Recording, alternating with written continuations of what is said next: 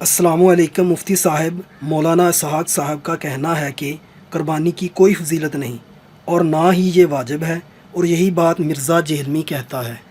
وعلیکم السلام ورحمۃ اللہ وبرکاتہ۔ جی، آپ نے یہ سوال کیا اور میں نے کلپ بھی دیکھا کہ مولانا اسحاق صاحب کہہ رہے ہیں کہ قربانی کی فضیلت پر کوئی صحیح حدیث نہیں ہے اور یہ کوئی واجب نہیں ہے، اور یہی مرزا جہلمی کہتا ہے۔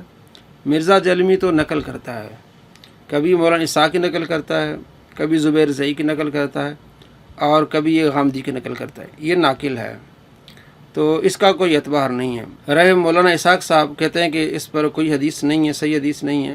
دیکھیں، فضیلت کے لیے کوئی صحیح حدیث کو ہونا لازمی نہیں ہے، حسن مل جائے۔ ضعیف حدیث بھی فضائل میں لی جاتی ہے۔ امام نووی رحمۃ اللہ علیہ نے صحیح مسلم کی شرح کرتے ہوئے 21 صفحے پر لکھا ہے کہ فضائل اعمال کے لیے ضعیف احادیث بھی قابل قبول ہے، لیکن میں آپ کو حسن حدیث سناتا ہوں۔ امام ترمذی نے جو باب باندھا ہے ابواب الاضاحی کہ قربانی کا جو باب ہے، اس میں جو پہلی حدیث لائیں وہ یہی ہے، فضیلت والی حدیث۔ کیا لکھتے ہیں؟ باب باندھا ہے باب ما جاء فی فضل الاضحیہ، قربانی کی فضیلت کے بارے میں یہ باب ہے۔ حدیث نمبر ہے 1493 کہ اس میں قربانی کی کیا فضیلت ہے، وہ حدیث ہے، اور اس کو کہا ہے حدیث حسن حدیث ہے۔ ضعیف حدیث بھی قابل قبول ہوتی ہے تو حسن ہے، ٹھیک ہے۔ وہ کہتا ہے کوئی مطلب صحیح حدیث نہیں، آپ صحیح کی رٹ لگا لیں تو حسن بھی یہ قابل عمل ہوتی ہے، احکام میں بھی قابل عمل ہوتی ہے۔ تو یہ بس ان کو کوئی بہانہ چاہیے، کوئی مطلب صحیح حدیث۔ تو ترمذی میں یہ حدیث ہے 1493، اور ابن ماجہ میں حدیث ہے 3126۔ سیدہ عائشہ رضی اللہ تعالیٰ عنہ فرماتی ہیں کہ آپ صلی اللہ تعالیٰ علیہ وآلہ وسلم نے ارشاد فرمایا، اللہ تعالیٰ کے نزدیک ابن آدم کا سب سے پسندیدہ عمل خون بہانا ہے، یعنی قربانی کے دن، اور وہ جانور قیامت کے دن اپنے سینگوں، اپنے پاؤں، اپنے بالوں سمیت آئے گا۔ اس جانور کا خون زمین پر گرنے سے پہلے ہی اللہ تعالیٰ کی بارگاہ میں پہنچ جاتا ہے، تو اس عمل کے ذریعے اپنے آپ کو پاکیزہ کرو۔ یعنی اتنا اللہ تبارک و تعالیٰ کو یہ عمل پسند ہے کہ قربانی کے دن سب سے زیادہ عمل اللہ تبارک و تعالیٰ کو خون بہانا یہ پسند ہے، یہ فضیلت ہے۔ اگلی حدیث بھی ہے، ابن ماجہ میں حدیث نمبر ہے 3127۔ آپ صلی اللہ تعالیٰ علیہ وآلہ وسلم نے ارشاد فرمایا کہ قربانی کے جانور کے ایک ایک بال کے بدلے میں ایک نیکی ملے گی۔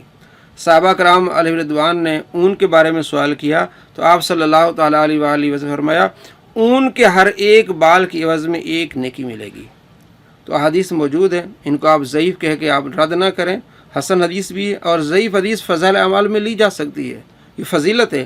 آپ صلی اللہ تعالیٰ علیہ وآلہ وسلم نے کبھی قربانی نہیں چھوڑی، اور قربانی واجب ہے۔ قرآن کہتا ہے اعوذ باللہ من الشیطان الرجیم بسم اللہ الرحمن الرحیم فصلی لربک وانحر، نماز پڑھیے اور نحر کیجیے۔ جو امر ہے، امر دو قسم کا ہوتا ہے، امر وجوبی اور امر استحبابی، یعنی یہ جو آپ صلی اللہ تعالیٰ علیہ وآلہ وسلم کا فرمان ہے، یہ اس حکم کے لیے واجب حکم ہے یا مستحب ہے۔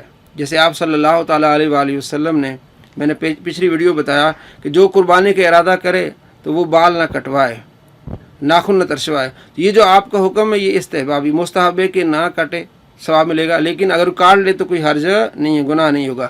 لیکن قربانی کرنے کے بارے میں جو آپ کا حکم ہے یہ وجوب ہے، اس لیے وجوب ہے کہ آگے اس کے حدیثوں میں شرح آتی ہے۔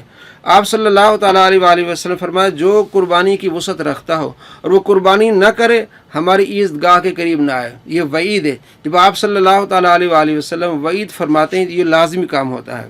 ابن ماجہ میں حدیث نمبر ہے 3123۔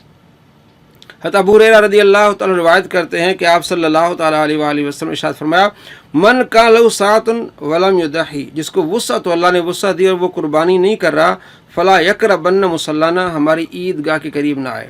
اب محدثین اور فقہا فرماتے ہیں کہ وسعت کیا ہے؟ وسعت یہ کہ حاجت اصلیہ کے علاوہ اس کے پاس پیسے ہوں، یا 52.5 تولے اس کے پاس چاندی ہو، یا اتنے پیسے ہوں، یعنی 50,000 کے قریب اس کے پاس پیسے ہوں۔ اگر 1,000 بھی ہم ایک تولہ لیں تو 52,000 52.5 بنتے ہیں، تو اس حساب سے اس کے پاس اتنے پیسے ہیں تو اس پر قربانی واجب ہے، وہ قربانی کرے۔ آپ صلی اللہ تعالیٰ علیہ وآلہ وسلم نے وعید فرمائی کہ جو قربانی نہیں کرتا اس حال میں کہ اس کے پاس وسعت بھی ہے تو ہماری عید گاہ کے قریب نہ آئے۔ مسند احمد میں بھی حدیث ہے 8273، سنن دار قطنی میں بھی حدیث ہے 4743، المستدرک للحاکم میں حدیث ہے جس کو امام ذہبی نے کہا صحیح ہے، امام حاکم نے کہا صحیح ہے، 7565। تو یہ حدیث صحیح ہے۔ آپ صلی اللہ تعالیٰ علیہ وآلہ وسلم فرمائیں کہ جس کو وسعت وہ قربانی نہ کرے ہماری عیدگاہ کے قریب نہ آئے، اور کچھ الفاظ اس طرح کہ ہماری مسجدوں کے قریب نہ آئے۔ تو یہ وعید ہے، وعید سے ثابت ہوا کہ آپ صلی اللہ تعالیٰ علیہ وآلہ وسلم کا فرمان قربانی کرو یہ کیا ہے؟ وجوب ہے، تو قربانی کیا ہے؟ واجب ہے۔ اسی طرح آپ صلی اللہ تعالیٰ علیہ وآلہ وسلم نے ان صحابہ کو قربانی دوبارہ لوٹانے کا حکم دیا جنہوں نے نماز عید سے پہلے قربانی کی۔